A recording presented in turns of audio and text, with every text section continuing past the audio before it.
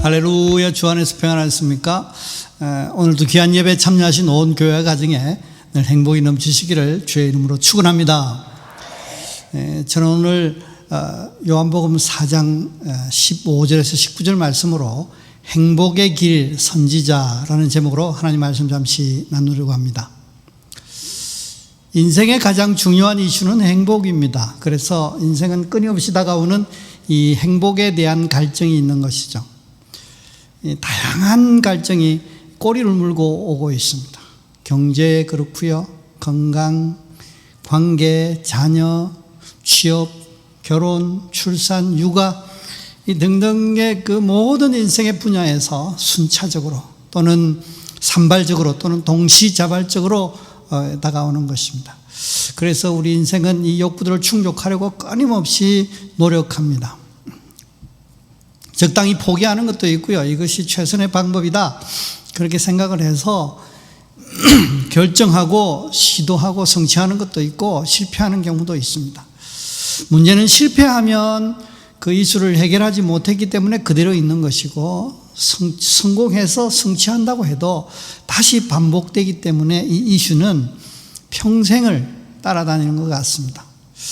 이것이 인생의 목마름과 수고의 현주소입니다. 그런데 우리는 이런 반복되는 목마름과 수고로움 이것을 해결하려고 노력을 합니다. 그런데 그런 환경을 추구하려고 하는 것이죠. 환경을 개선하고 갈아엎고 싶은 것이죠.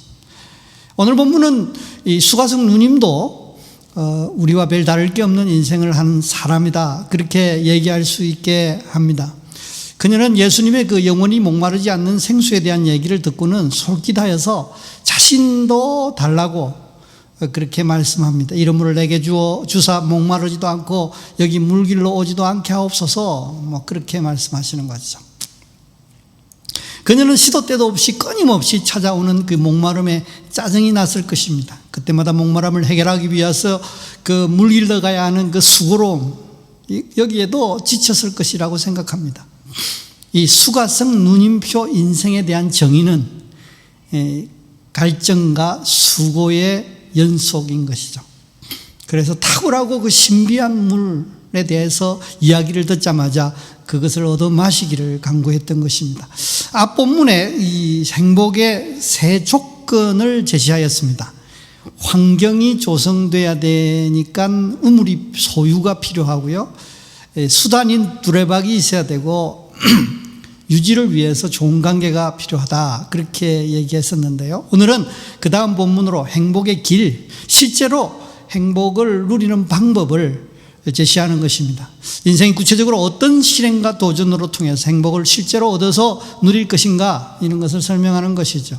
그 행복의 길 역시 세 가지로 설명을 하는데 성경은 그렇게 하는데 오늘은 그 세 가지 중에 첫째 한 가지만 말씀드리려고 합니다. 그 세 가지 길은 선지자, 예배, 메시아 이렇게 합니다. 그런데 사실은 좀 생뚱맞아 보이기도 하고 좀 이해하기도 힘든데요. 그렇지만 오늘은 어쨌든 순서대로 설교를 해나가려고 합니다. 오늘은 선지자에 대한 그러니까 행복의 길로서의 선지자에 대한 말씀을 나누고 말씀을 정리하려고 합니다. 오늘 말씀을 들으시고 행복의 길로 나아감으로 통해서 복된 인생, 행복한 인생 꾸리시기를 주의 이름으로 축원합니다.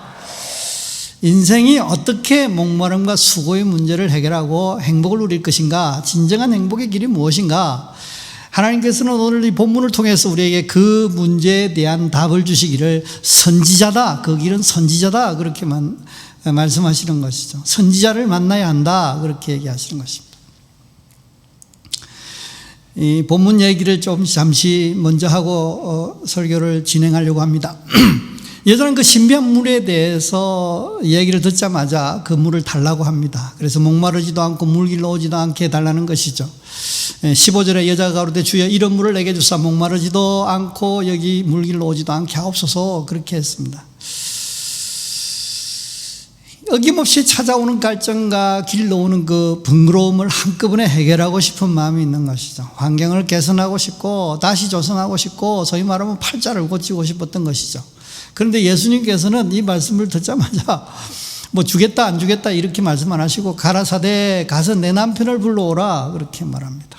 왜 느닷없이 남의 남편을 불러오라고 했는지 정확히는 알 수 없지만 성경의 모든 표현은 이유가 없는 표현은 없습니다. 그래서 여자에게서의 그 남편과 오늘 행복의 길인 우리가 얘기할 수 있는 그 선지자와 관계가 깊은 것이죠. 차츰 정리를 하기로 하고요. 이 누님은 남편이 없다고 말합니다. 데려오라는 예수님의 말씀에, 그러니까 예수님께서는 이에 예수께서 남편이 없다는 말이 옳다 그렇게 말씀하셨습니다. 예수께서 그런 그 사정을 훤히 아시면서 물었던 것 같아요. 남편이 5명이 있었는데 지금도 남자가 있는데 그 남자는 남편이 아니니까 네가 남편이 없다는 말이 맞다 그렇게 18절에 말씀하시는 거죠. 예수께서는 이 여인에게 뼈아픈 과거, 숨기고 싶은 과거, 치부를 꼭 끄집어서 말씀하시고 들추어내야만 했을까요? 실제 남편 5명과 또는 준 남편 일명 그럴까요?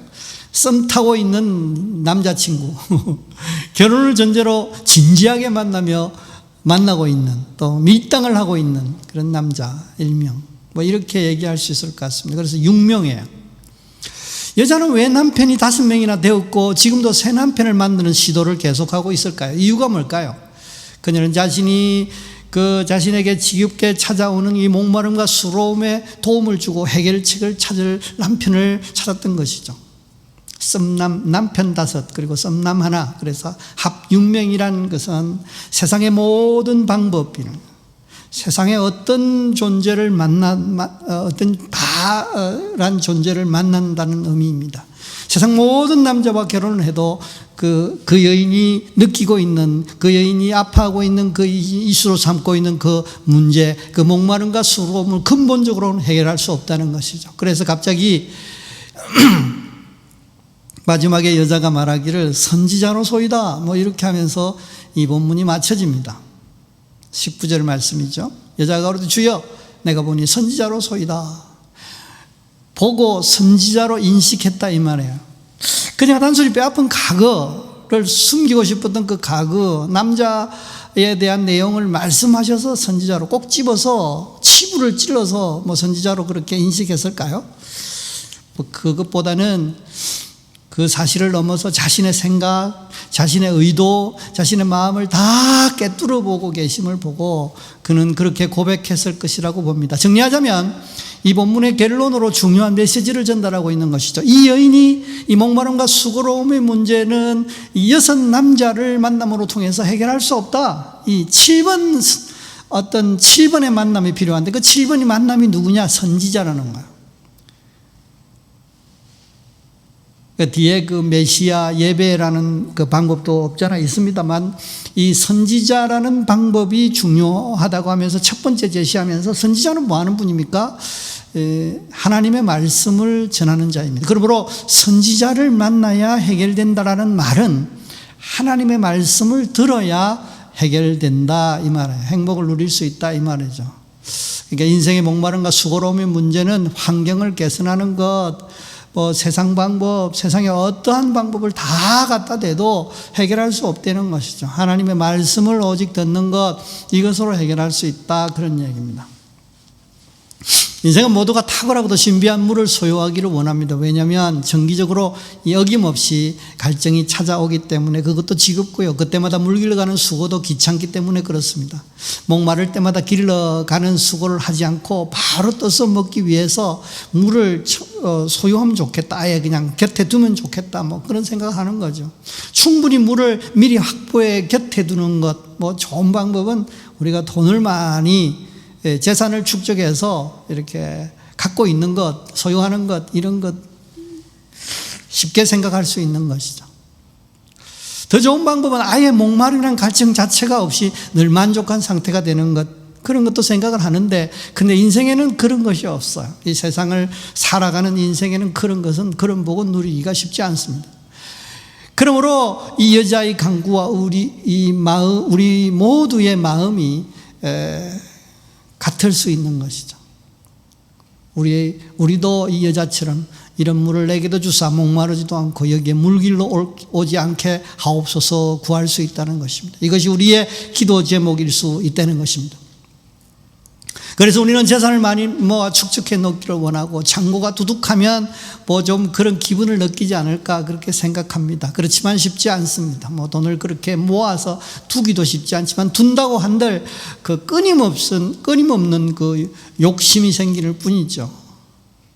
정기적으로 건강검진을 하면서 운동을 열심히 하고 있습니다. 영양보조제를 먹고 보험을 들고 뭐 최선의 노력을 하지 않습니까? 하지만 갑자기 찾아오는 불청객은 어찌할 수 없는 것이죠. 이번에 전 세계에 영향을 미치는 이 코로나19 이 바이러스 같은 것은 뭐 속수무책인 것입니다. 예상치 못한 어려움에 봉착할 수 있는 것이죠. 오늘 본문의 이수가정 누님은 여러모로 상당한 수준의 사람이었다는 생각이 들었습니다. 남편을 5명을 가졌고 지금도 썸 타는 남자를 둘 수 있는 것이 보통이 아닙니다. 그래도 소문은 났지 않겠습니까? 그런데 그런 과거를 두고도 또 썸 타는 남자를 둘 수 있다는 건 상당한 매력 있는 여자였지 않느냐 그런 생각 들고요. 또한 예수님과의 대화를 하는 것을 보면 당시 대단한 그런 식견을 가졌을 것이라는 생각도 했습니다. 종교적인 식견이 대단했어요. 뒤에 뭐 본문을 보면 그렇게 생각이 듭니다. 또한 그가 주님을 만난 후에 물동이를 버려두고 동네를 달려가서 내가 메시아를 만났다 와보라 그랬을 때에 많은 동네 사람들이 예수님께로 나왔습니다. 그런 거 보면 그렇게 평판이 나쁘지도 않았어요. 그러니까 신뢰감이 완전히 바닥인 그런 사람도 아니었다는 것이죠. 이 누님은 일찍 인생의 목마름과 수고로움에 대해서 깊이 생각했던 것 같습니다. 그래서 이 이슈를 어떻게 해결하고 행복을 누릴 것인가 생각했던 것이죠. 어느 날 그녀는 한 생각의 결론에 도달했습니다. 능력 있고 잘생긴 남편을 만나서 결혼하면 이 문제를 해결할 수 있겠다고 생각한 것이죠. 소위 신데렐라의 꿈을 꿨다 이 말이에요. 그래서 1번 남자와 신데렐라의 꿈을 꾸면서 결혼을 했습니다. 행복이 넘쳤습니다. 그런데 능력이 부족했습니다. 그 남자가 말입니다. 그래서 1년이 되기 전에 헤어졌어요. 두 번째 2번을 만날 때에 심혈을 기울였어요. 1번의 그 시행착오를 1번과의 그 관계 속에서 경험했던 그 시행착오를 이제는 겪지 않으리라 그 생각하면서 신중하게 고려했습니다. 요리조리 따져보았습니다. 능력면을 주의 깊게 봤습니다. 그래서 결혼을 했어요. 경제적 능력 괜찮았죠. 덕분에 여유로웠습니다. 그런데 문제가 있었습니다. 술을 좋아하고요. 주사가 있고요. 심심하면 폭력에 시달려야만 했습니다. 그래서 경제와 폭력을 두고 갈등하다가 결국은 헤어짐을 선택했다는 것이죠. 3번을 만나게 됩니다. 사람도 좋고 능력도 있는 사람을 친한 친구로부터 소개를 받았습니다. 그래서 결혼을 했습니다. 이분 다 좋았습니다. 경제도 채워지고 폭력도 주사도 없었습니다. 매너도 있고 좋았습니다. 그런데 다른 여자가 어느 날 있다는 것을 발견하게 됐어요. 상당 기간 바람을 피운 것입니다. 그래도 사람이 좋고 잘생기고 능력도 있으니까 참고 살자 싶었는데 결국은 참다 껍데기만 살 수 없다. 그래서 헤어졌다. 4번을 만났습니다. 그런데 이분은 시집살이가 만만치 않습니다. 툭하면 시모가 과거를 들먹이면서 구박을 합니다. 여러 명의 남자가 있었던 그 과거를 들먹이며 막 욕을 하면서 구박을 하는 것이죠. 참다 못해 헤어졌습니다. 5번을 만났습니다. 신혼의 달콤함이 희미해질 무렵에 근태기가 찾아왔습니다. 어느 날 아내가 너무 지겹고 싫다는 것이죠. 그러면서 나가라고 말합니다. 그래서 눈물을 흘리며 쫓겨났습니다. 6번 남자를 만났습니다. 지금 만나고 있는 남자입니다. 서로 좋아하는 감정이 있어요? 애틋해요? 하지만 결혼 얘기를 쉽게 꺼내지 못합니다. 왜냐하면 부담스럽기 때문에 그렇습니다. 결혼 자체에 그 트라우마가 있기 때문에 그렇습니다. 그러면서 하루하루를 살고 있는 그런 모습이 여인의 모습이라는 것이죠.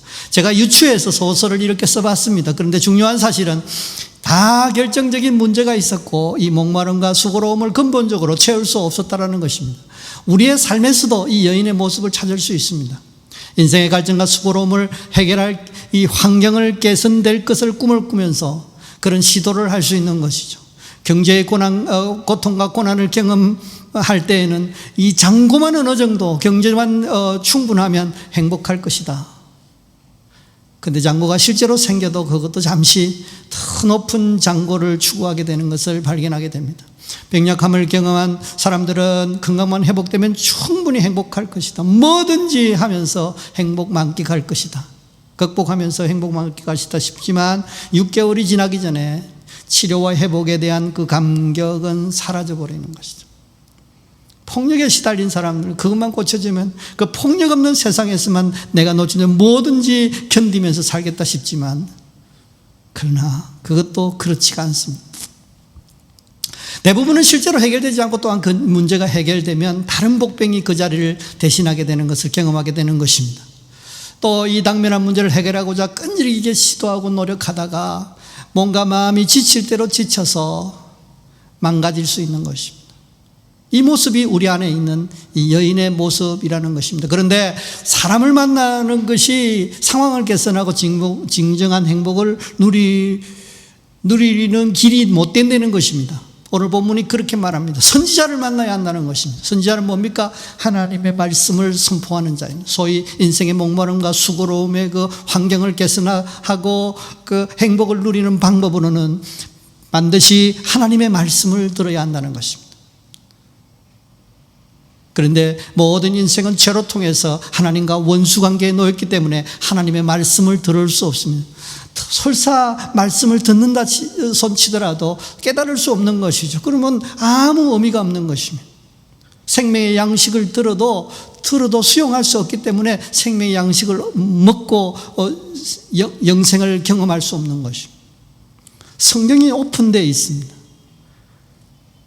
그렇지만 생명의 말씀으로 듣고 그 말씀으로 힘을 입어서 믿음으로 사는 사람은 많지 않은 것이죠. 허다하게 늘린 것이 설교이지만 그 말씀을 귀담아 들으려고 하지 않습니다. 그리고 들어도 복음을 이해하지 못합니다. 말씀을 받지 못합니다. 그 말씀을 수용하지 못합니다. 그 말씀으로 움직이지 못합니다. 그 말씀으로 믿음을 갖지 못합니다. 그 말씀으로 도전하지 못합니다. 그게 소위 말하면 들을 수 없어서 못 듣는 것이라는 것입니다.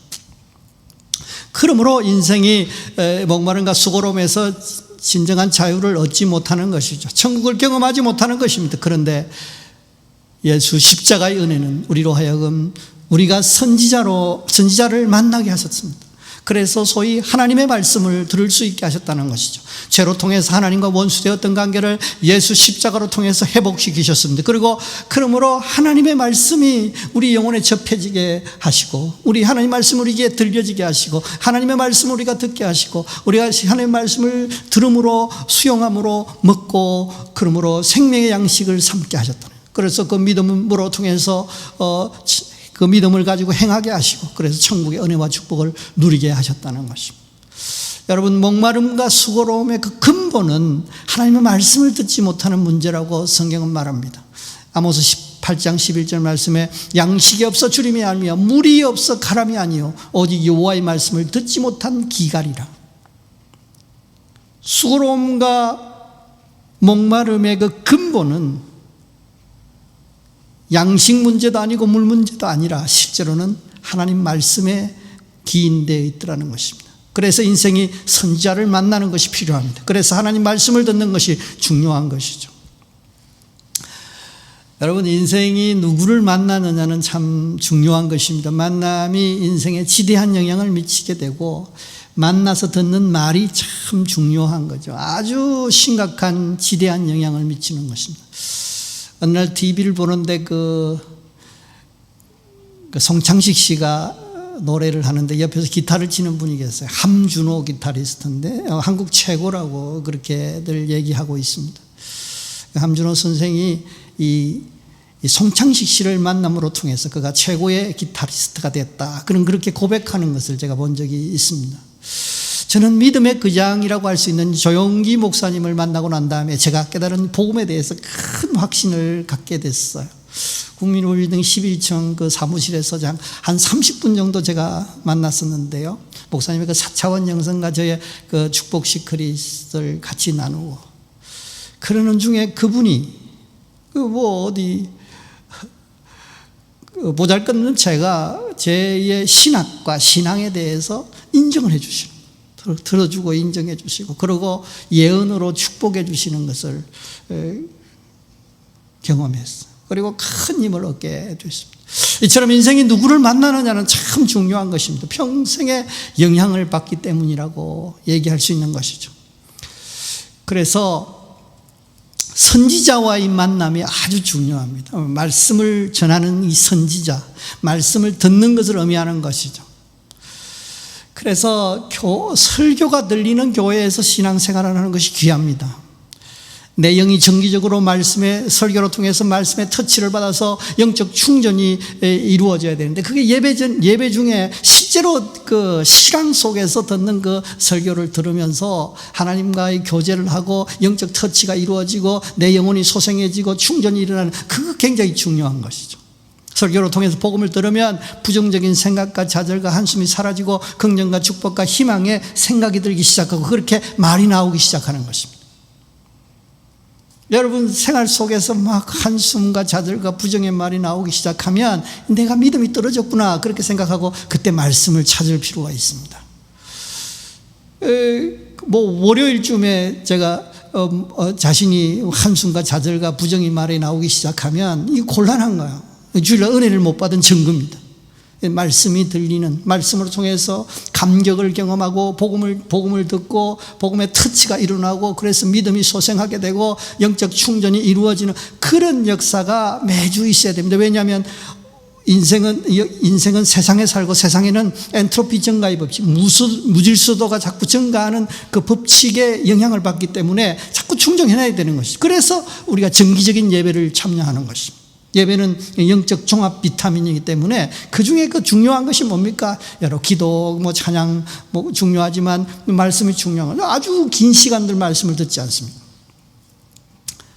그래서 말씀을 찾아서 들어야 되는 것이, 우리는 말씀 듣기 참 좋은 시대에, 딱 좋은 시대에 살고 있지 않습니까? 아주 중요한 것입니다. 그리고 말씀을 들었다면 이제 그 다음 단계, 그 말씀의 역사를 위해서 자신에게 선지자가 되십시오. 이 말은 참 생소한 표현일 겁니다. 자신에게 자신에게 선지자가 되라는 것입니다. 하나님의 말씀을 듣고 자신이 하나님의 말씀을 대언해서 자신에게 하는 말씀을 하라는 것입니다. 자신에게 하나님 말씀을 선포하고, 자신을 축복하고, 자신을 예언하고, 자신에게 예언하고. 그 예언이란 게 뭡니까? 천국 누림을 미리 선포하는 것이 예언인 것이죠. 하나님의 말씀을 경험하기 위해서 우리에게 자신에게 하시는 하나님의 말씀을 자신이 자신의 입으로 되뇌이는 것이 필요한 거죠. 영적 앵무새가 될 필요가 있는 것입니다. 다시 반복해서 말하고 선포하는 것이 필요한 것이죠. 왜 이 선포가 중요하냐? 왜 예언이 중요하냐? 선포는, 이 말하는 것은 그 상황을 창조합니다.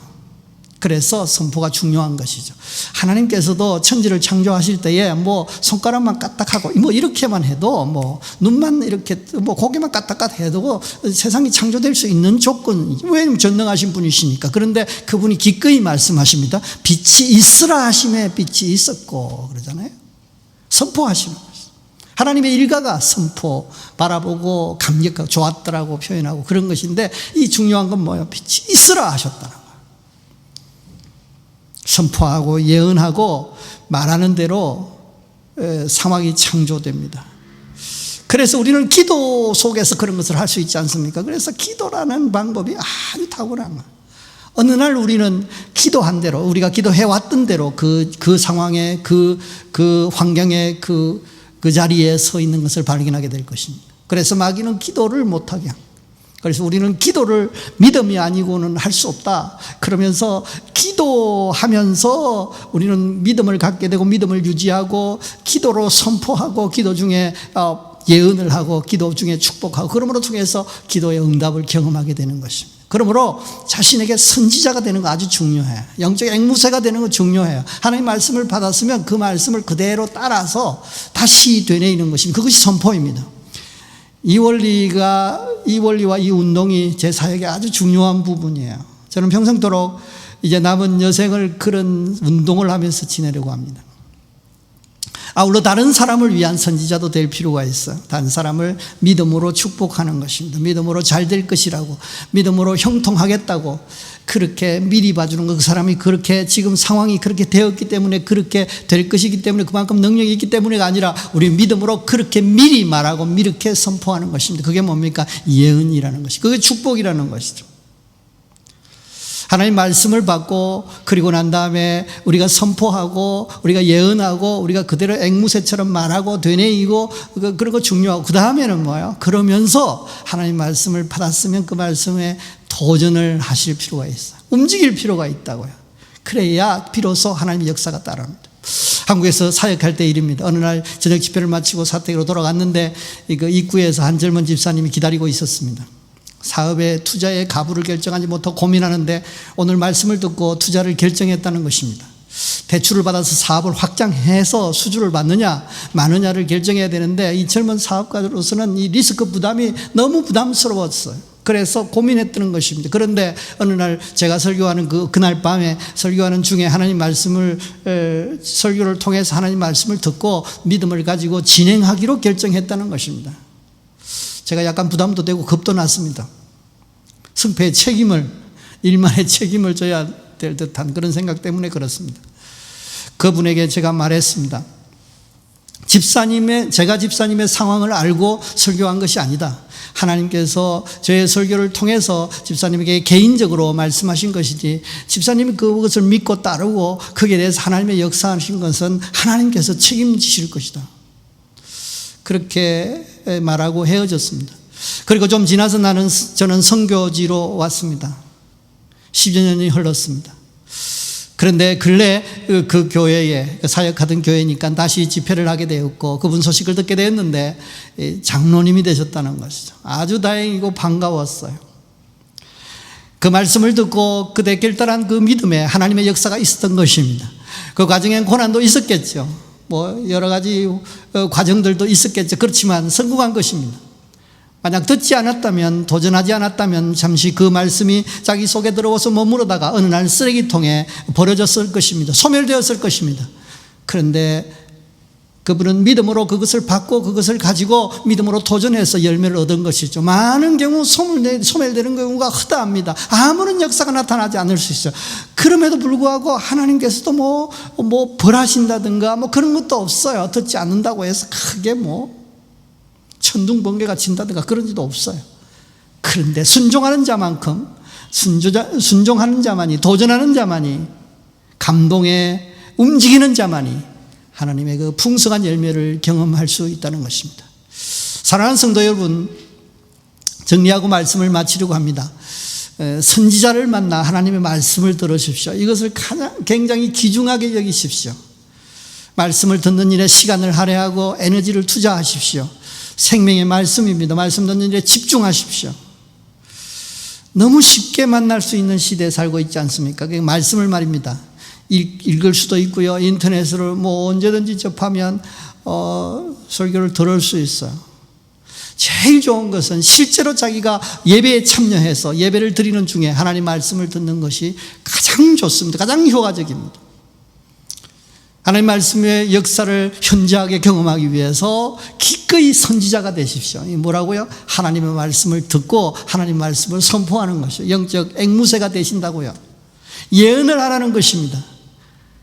예언이란 천국을 누릴 것에 대해서 미리 선포하는 것입니다. 나는 부족하지만, 나는 능력 없지만 누구보다도 우리 자신이 자신을 제일 잘 알지 않습니까? 그래서 그렇게 잘 될 것이라고, 형통할 것이라고, 축복을 누릴 것이라고, 풍성한 열매가 있을 것이라고 말하기에는 참 쉽지 않습니다. 그러나 우리는 그것을 다 내려놓고 믿음으로 말하는 것입니다. 하나님께서 약속하셨고 하나님께서 말씀하셨고 그 말씀을 따라서 믿음으로 선포하고 예언하고 축복하는 것입니다. 자신에게 그렇게 하는 것입니다. 더 나아가서 남에게도 그렇게 형통하게 잘 될 것이라고 축복할 수 있는 것입니다.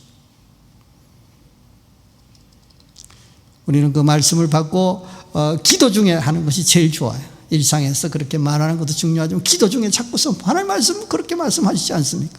그렇게 되실 줄로 믿습니다. 그렇게 역사하실 줄로 믿습니다라고 계속 말하는 것입니다. 될 때까지 말하는 거예요. 그러면 축복의 환경이 창조되고 준비되고 어느 날 하나님께서 내게 주시는 은혜와 축복으로 열매가 풍성한 것을 경험하게 될 것입니다. 그리고 그 말씀을 듣고 선포하면서 그 말씀에 도전하십시오. 말씀을 따라 결단하고 도전하는 것이 역사를 일으키는 믿음인 것입니다. 당분간 혹시 고난을 경험할 수도 있고 영적 암흑기를 경험할 수 있지만 걱정하지 마십시오. 반드시 도우시고 반드시 인도하시고 반드시 책임지고 열매를 보장하시는 것입니다. 승리하게 하시고 풍성한 열매를 경험하게 하시는 것입니다. 그러면 하나님의 말씀을 받고 다른 사람을 위해 선포하고 이것도 중요한 선지자가 되는 모습이고요.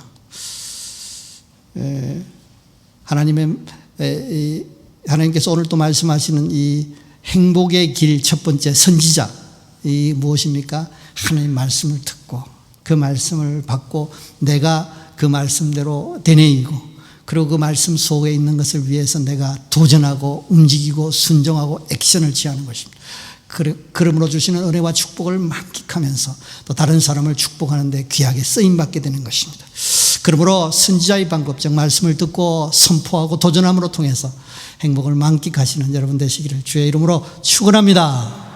기도하시겠습니다. 살아계서 역사하시는 하나님 아버지, 오늘도 주님께서 우리에게 행복의 길을 제시하시되 선지자의 길을 주시니 감사합니다. 하나님의 말씀을 듣고 그 말씀을 내 입술로 되뇌이며 선포하며 예언할 수 있게 하여 주시고 그리고 하나님 말씀을 따라서 그 말씀을 수용한 이후에 순종하게 하시고 도전하게 하시고 액션을 취하게 하시고 믿음으로 움직이게 하셔서 도전하게 하셔서 풍성한 열매를 경험하게 하시고 그 주시는 복을 가지고 또 다른 사람들을 축복하며 선지자 노릇 할 수 있게 하시되 축복하며 섬기며 나누기에 부족함이 없도록 역사하여 주시옵소서. 이제는 내가 예수 이름으로 명하노니 모든 질병은 떠나갈지어다. 그래서 몸이 건강하게 될지어다.